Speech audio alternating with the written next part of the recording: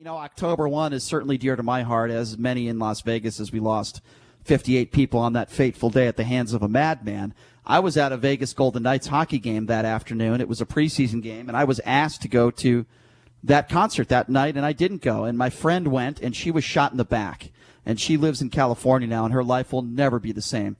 Never be the same. She's still in pain, and people are suffering. And my thoughts and prayers are always going to go out to those loved ones who were lost that terrible day.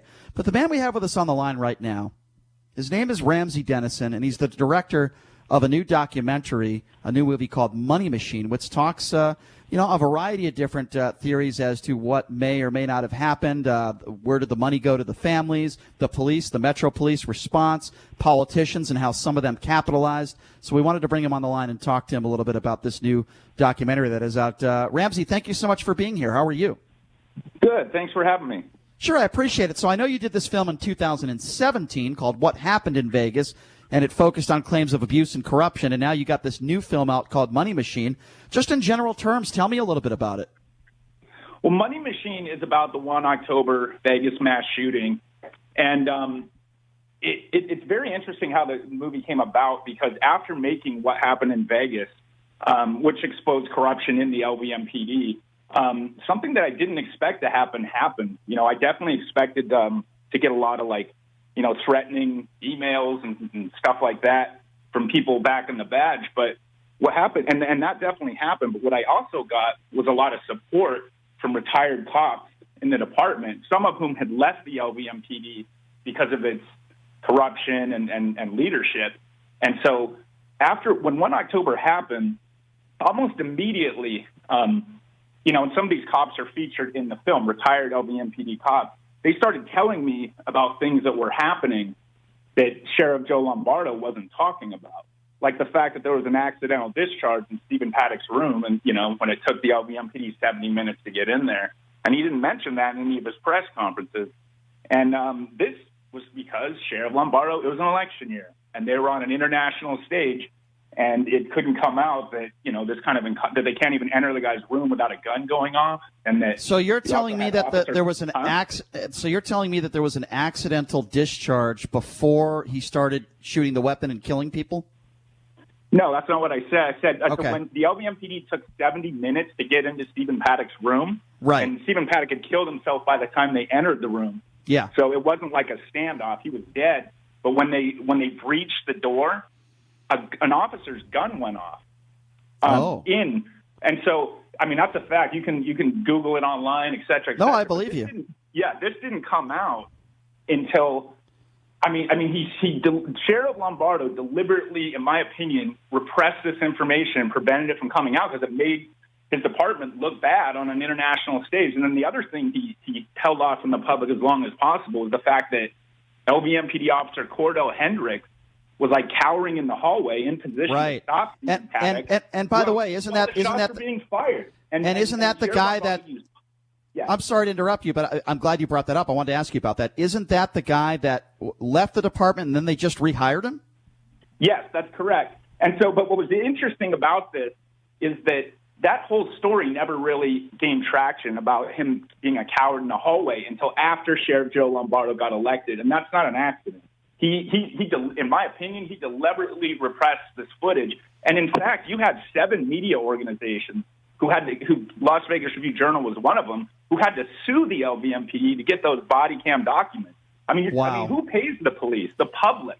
So right. Those are public information. And Sheriff Lombardo the LVMPD used public funds to hire lawyers to block the release of that footage. And who was this really about? It was about Sheriff Joe Lombardo and his campaign. And him, I think, listen, let me say this. I think there is a fine line and a difference between a conspiracy theory, which I don't think you're doing, by the way, and exposing the Metro Police, right, and I'm on your side, and exposing the Metro Police Department, which I always have believed the last several years that Lombardo was not forthcoming with all the information, exactly what you are talking about. Let's be honest. This is the biggest mass shooting in American history. Everything should have been put on the line, whether it makes Metro look bad, whether it makes casino security look bad. So what? You got to put all the information out there out of respect to the families who lost loved ones. So I want to be very clear on that. I am on your side. You are not a conspiracy theorist. You are not someone like others in town that said Muslims committed this shooting and it was a terrorism and all that. So I want to be very clear on that. You are not one of those people, and if you were, we wouldn't have you on right now. So let's move on. That, and I believe that if you can't prove it, that it shouldn't be in a film and you shouldn't be saying it. And I don't believe in just like throwing controversial stuff out there to see if it sticks. You've seen a lot of people kind of globbed onto 1 October and did a lot of that, but it's simply not true, And listen, when this first happened, I didn't know. We were investigating. I didn't know if there were multiple shooters. But it was really when we were able to get access to footage, the surveillance cameras from, that whole Route 91 area from before the concert till all the way up into the early morning from 6 different angles. And if there's multiple shooters, then why the heck can't you see any of them on these cameras that can zoom in and out? And it doesn't make any sense. And then also we have an audio forensic analyst. This is a guy with a PhD, Dr. Rob Maher. He testifies in trials and stuff, one of the leading forensic experts in the country. He listened to the gunshots and said there's no way this is multiple shooters. But I do think, a lot of the people who were there that night will tell you that they thought there were. And I have a lot of sympathy for that. And what the audio expert explained is that, Las Vegas has a lot of hard surfaces, a lot of glass, and there was a lot of echoing going on. So when you fire those rifles, they're extremely loud, and they bounce all over the place, and it sounds like echoes. And that's why a lot of survivors will tell you they felt like they could never get away from the gunfire, that it was almost like chasing them. They felt like it was 10 feet behind them. And I have sympathy for that. I truly believe why many of them thought that. And nobody expected this to happen. Route 91 was a fabulous success until this happened. People. Oh no, there's no question. Yes, there's no question. If you're just joining us to speak of the Ramsey Denison his movie documentary on October 1, and it certainly exposes Metro Police and some other things that we're going to be talking about. The movie's called Money Machine. All right, so let's start with Paddock, if we may, the scumbag who killed 58 people. The billion-dollar question has always been why. Why did he did it? Now, here's my explanation. You know more than me, but I want you tell me if you agree or not. I think this was a complete nut job with mental illness in his family. His father had mental illness. His brother was a child molester. Clearly he's got a wacko of a family, and this was a very weird guy. He was also a degenerate gambler, and anyone that knew him said that, he was weird, and some people said that he was abusive to his girlfriend.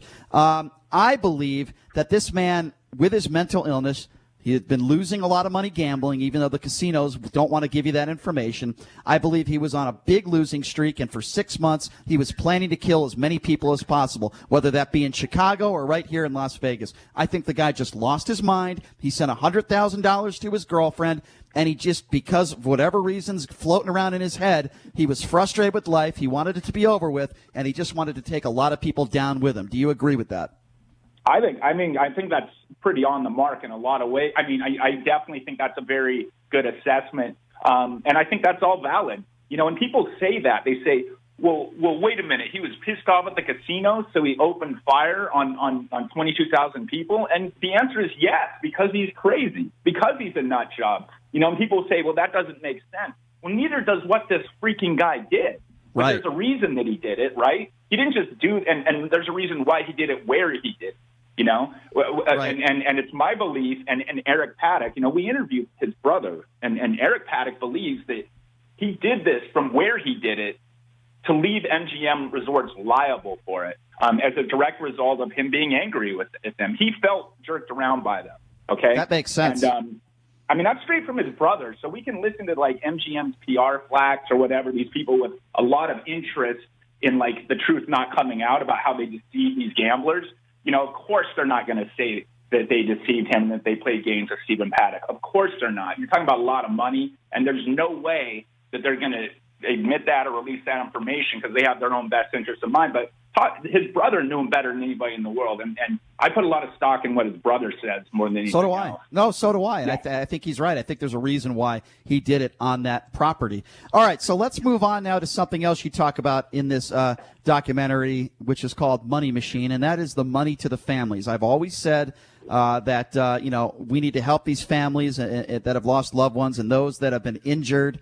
No question. Why is it that for so many of these families, they've seen such little of this money? I know you go into this a little bit in Money Machine. Tell us about that. We do go into that, and I believe because Vegas Strong was never, in my opinion, truly about helping the victims. Vegas Strong was about Steve Sissy Quack getting in front of national audiences and getting FaceTime. That's what Vegas Strong was really about. And Steve Sissy Quack was too busy jumping in front of cameras, getting his ugly face on TV to actually make sure that the money got to the 1 October victims. And in the first 5 months that, that it was of Vegas Strong, when there was over $10 million in the fund, less than $20,000 of that have been distributed. And we interview a lot of 1 October people who were injured in the film who haven't, and these people are losing their homes. I interviewed a woman who lost her car. Her car was repoed and stuff. So when something like this happens, what's important is that the money gets to them fast. And when you have a grandstanding governor who's too busy getting FaceTime to actually make sure the money, he's an outright fraud. Steve Sisolak made 1 October about himself. He used the victims. And if you talk to a lot of the 1 October survivors, they'll tell you that. They have no respect for this guy. Remember the press conferences you always saw, even when he wasn't speaking, he was just like in the background there, like leering, like getting his FaceTime. And it was just atrocious that like everybody let this happen, that his buddy Joe Lombardo let him just hang out in the background. Like take a look at back of those press conferences and ask yourself, what the heck is this guy doing there? He was a county commissioner at that time trying to become the governor. And this guy saw an opportunity. He understood that an opportunity like this doesn't come along very often to get international exposure. And he used it. And he used the victims. And I have no respect for that guy. I think he's a terrible guy. A lot of the 1 October survivors will tell you that, too. What an awful guy. Well, I really feel sorry I really am sorry to hear that, because there have been times where I've defended Governor Sisolak, and if what you're saying is true, then it's horrible. I want to move on to a man by the name of Jesus Campos. As you know, he's a man that was working at Mandalay Bay Security, if I'm not mistaken. So right. He gets shot, allegedly. He was outside the door of Paddock's room. He mysteriously goes away, and then he makes an appearance on the Ellen DeGeneres show, and he was asked a bunch of softball questions. There's a lot of conspiracy theories about Jesus Campos. Where has he been? Why did he go away for weeks? A lot of people say he left the country. I don't know if that's true or not. What is the story about this security guard? But there was nothing shady about it because it was a prearranged trip. But I will tell you that I actually interviewed his former brother-in-law, Jesus Campos' brother-in-law, which is a really interesting story in itself. But what actually happened was in the wake of 1 October, obviously this was going to be a huge international event. And so MGM owns a hotel called the Vidara, which is very secluded, kind of out behind near Cosmo. Gosh, what's the big? Yep. Huh? Cosmo. It's near Vidara is near Cosmo right. and Aria. Back there. It's hard one to access. It's kind of like deliberately. Right. And so Jesus Campos was there with his family members, and there's like photos of this and stuff on Twitter. And they were just kind of hiding him out, and he had armed security. But then the other interesting thing that happened was, like you said, Ellen DeGeneres. She has MGM slot machine. The MGM has Ellen DeGeneres slot machines in their casino. So there was a clear tie with MGM. And, I think they kind of got blessed on that when everybody knew that was like a softball garbage interview and that real journalism wasn't taking place. So I think that one backfired, and that was the thing about MGM. It's like, it was surprising that they weren't a little more crafty, and also when they sued the victims, it was just like, you would expect these executives of the largest corporation in Nevada to do a little better than this. Yeah, that was absolutely terrible when they countersued. Let's talk about the actual property now. And I don't think you focused on this in the documentary, but I want to get your opinion on it because you're so knowledgeable when it comes to what took place on October 1. So my opinion, as far as what they're doing with this parking lot, there's no real, big memorial there. They are using it as a pay-to-park in the future for Raiders games and other events. I think it is absolutely disgusting. Listen, MGM, everyone is hurting during this time, but we all know MGM and those properties eventually are going to be fine. What do you make of the fact that they have now turned that sacred land where you've had the biggest mass shooting in American history into a paid parking in a parking lot? At least that's what they're transcending it into now. What do you make of that? I mean, I think it's another bad move by a company that's made many. And one thing that I don't know if you remember in the headlines, there was after this happened, they talked about possibly donating that land to the LVMPD so they could have a SWAT headquarters. And remember, that hit the press for a very short time. It got backlash, and they pulled that out. But again, you're just like, really? This is what these slick executives thought at MGM thought was a good idea, to like have like a SWAT training headquarters with bullets whizzing around, a target practice right by the Vegas Strip where, where 58 people died and hundreds were injured. They thought this was a good idea. I mean, what a bunch of clowns. Yeah, I mean, that doesn't make sense. Like just one bad move after another between the suing the victims and donating the land for, I mean, it's just like, wow. Yeah, no, it doesn't make sense to me. Listen, again, I think it's important to note this film that you did, Money Machine, is not a conspiracy theory movie. Right. If it was, I wouldn't be interested. So let's now talk about what is, in my estimation, and you can tell me if I'm wrong, a big part of this movie is the police response and what you say is a police cover-up. So let's talk a little bit about that. Let's talk a little bit more about Sheriff Lombardo. So we mentioned earlier, and you talked earlier about, an officer, just waiting out there like a coward for 10 to 15. Right. Yeah, you talked about that, and we talked about how an officer fired his gun, but yet we didn't hear about it, at least not from Sheriff Lombardo, for a very, very long time. What else can you tell us about the police response, why it took so long, and why you're exposing Metro Police? What other instances can you give us from that night where you believe Metro cost, and make no mistake about it, Paddock is the one that killed everybody, but Sure. You could certainly make the argument that Metro didn't do their due diligence in getting up there to that room fast enough. So talk to me a little bit more and go into some specifics of what you found. Well, 70 minutes was actually the amount of time. So Stephen Paddock was allowed to fire for over 10 minutes, just uninterrupted. Insane. That's insane. Yeah, but then the interesting thing about it was the LVMPD has this habit of cramming in, telling you things that are false and like cramming it down your throat to try to make you believe it. And so you saw in the press conferences, they were 70 minutes before we got in the room, and our response time was great and stuff. And you're so they think that they can almost just but really people are thinking, what, 70 minutes? 70 freaking minutes? Yeah, if you find out there's a Black Lives Matter protest, they'll be there in 5 minutes. But God forbid, God forbid if somebody's shooting somebody outside a window, it takes them 70 minutes to get up there. Does that make any sense? No, it doesn't. And what you saw was a guy who had a election coming up, and it was just very obvious in the way he handled everything. And the other thing that I think happened, and remember, MGM Resorts International backed Sheriff Joe Lombardo, donated to his campaign, was, I believe, not a lot of people know that there were over 200 surveillance cameras out that night at MGM. Listen, you're right. Stephen Paddock was a madman, and he is mostly responsible for this, but I do think there's more than one villain in this case, and I think MGM has used their resources and power to kind of hide that narrative that, they're partly culpable in this for allowing this guy to get over 20 guns up to his room and unload on people for 11. How does he get up the elevator, the employee elevator shaft? How do they allow that to happen? Well, here's the thing. Our producer, Mike Turber, right after that, MGM did that when their PR flag kind of went out and said, we're increasing security and blah, blah, blah. And the producer on our film, Mike Turber, actually rode that same elevator after they said they increased 30-something times without anybody talking to him. And it was even appeared on Fox 5, Oh, my God. It's just unbelievable.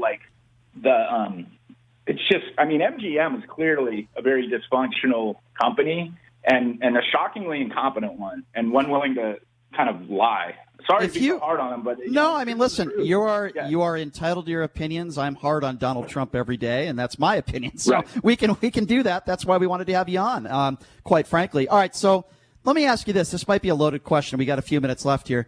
If you had a chance to sit down with Sheriff Joe Lombardo, and I'm sure he refuses to talk to you, but if you had a chance to sit with him right now, what would you say to him? What would you ask him, and what would you say to him? I would say, please leave. please leave, Sheriff. You know, when you ran against Larry Burns for sheriff, 94% of the officers who voted, you know, the police union vote, 94 out of 100 LVMPD officers wanted the other guy. They wanted Lombardo, but Lombardo he doubled him up. He had twice as much money and bought more ads and stuff, and he beat Larry Burns first time around by a narrow margin. But the thing about Joe Lombardo is, you know, anybody listening here, just walk up to an LVMPD cop in Vegas and ask them what they think of Joe Lombardo. And just take a moment. They're not going to comment. They'll say, I have no comment on that. But just take a minute to watch their body language. And that will tell you everything that you need to know about what they really think about this guy.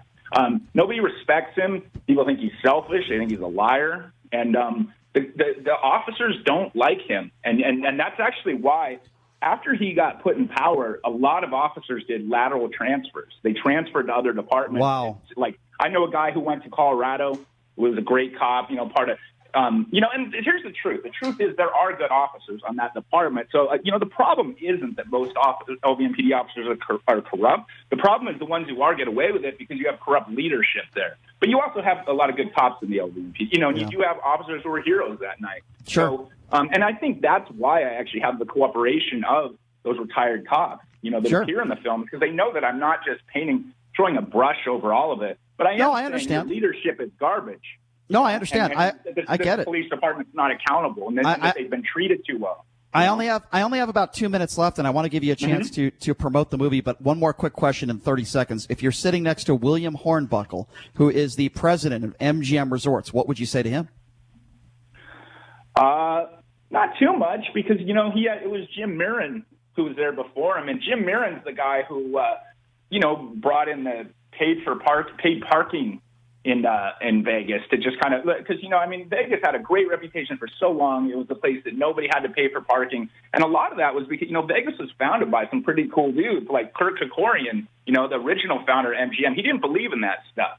You know, he believed that Vegas should be like a welcoming city. And it was really Jim Mirren who, in my opinion, is mostly responsible. Totally understand. So I got about 1 more minute to go here. I want to give you an opportunity to plug this movie, which I think is fantastic. It's a great documentary called Money Machine. How do people find it and watch it? Money Machine is available through Theatrical at Home. So if you go to theatricalathome.com, and then just and so basically what it is, you know, because of COVID, all the theaters that booked the film, except one in New Orleans, that one's open. But the other theaters, you know, the ones in L.A. and Atlanta and places like that, they're closed. So we're participating in a program called Theatrical at Home, where if you buy a ticket to any theater anywhere in the U.S. or Canada, people can watch at home anywhere. So it doesn't even have to be in their state or anything. So you just select a theater and you can stream Money Machine.